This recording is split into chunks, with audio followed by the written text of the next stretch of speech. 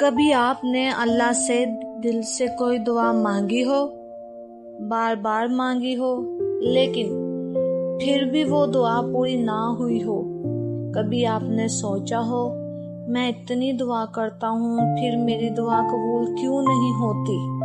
اگر آپ بھی کسی دعا کے انتظار میں ہیں تو اس ویڈیو کو اینڈ تک ضرور دیکھیں، کیونکہ شاید آخر میں آپ کو اپنی دعا کا انتظار کا ایک نیا مطلب سمجھ آ جائے۔ سب سے پہلے ایک بات اپنے دل میں بٹھا لیں، اللہ آپ کی دعا سے بے خبر نہیں ہے۔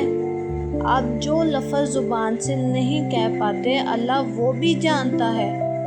آپ رات کے اندھیرے میں چپکے سے جو آنسو بہاتے ہیں اللہ انہیں بھی دیکھتا ہے، اور آپ کے دل کی وہ خواہش بھی جانتا ہے جس کے بارے میں آپ نے کسی کو نہیں بتایا۔ قرآن میں اللہ فرماتا ہے، میں قریب ہوں، دعا کرنے والے کی دعا قبول کرتا ہوں جب وہ مجھے پکارتا ہے۔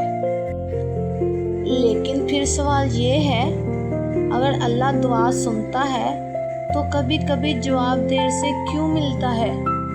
اس کا جواب یہ ہے کہ ہم صرف اپنی ضرورت دیکھتے ہیں، اللہ ہمارا پورا حال جانتا ہے۔ ہم آج کو دیکھتے ہیں، اللہ ہمارا کل بھی جانتا ہے۔ ہو سکتا ہے جس چیز کو ہم اپنے لیے بہت اچھا سمجھ رہے ہوں وہ ہمارے لیے نقصان کا سبب بن جائے، اور ہو سکتا ہے اللہ اس چیز کو ہم سے دور رکھ دے، ہمیں کسی ایسے نقصان سے بچا رہا ہو جس کا ہمیں ابھی علم ہی نہ ہو۔ اس لیے اگر آج آپ کی دعا پوری نہیں ہوئی تو اس کا مطلب یہ نہیں کہ اللہ نے آپ کو بھلا دیا۔ مایوس مت ہونا، دعا کرتے رہنا، اللہ سے امید رکھتے رہنا۔ کبھی کبھی انتظار بھی اللہ کی طرف سے ایک امتحان ہوتا ہے کہ ہم صرف اپنی دعا سے محبت کرتے ہیں یا اس رب سے بھی جو دعا سن رہا ہے۔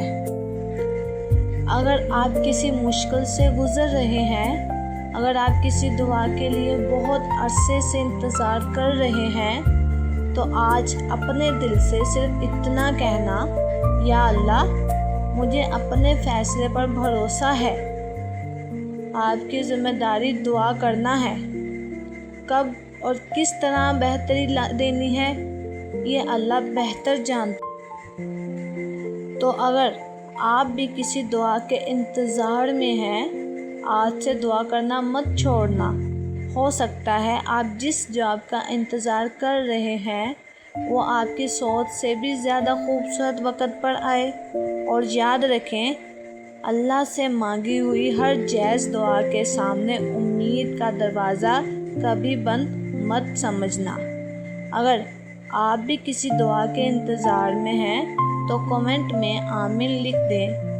اللہ ہم سب کی جائز دعائیں قبول فرمائے، ہمارے دلوں کو سکون دے، اور جو ہمارے حق میں بہتر ہے وہ ہمارا عطا فرمائے۔ آمین۔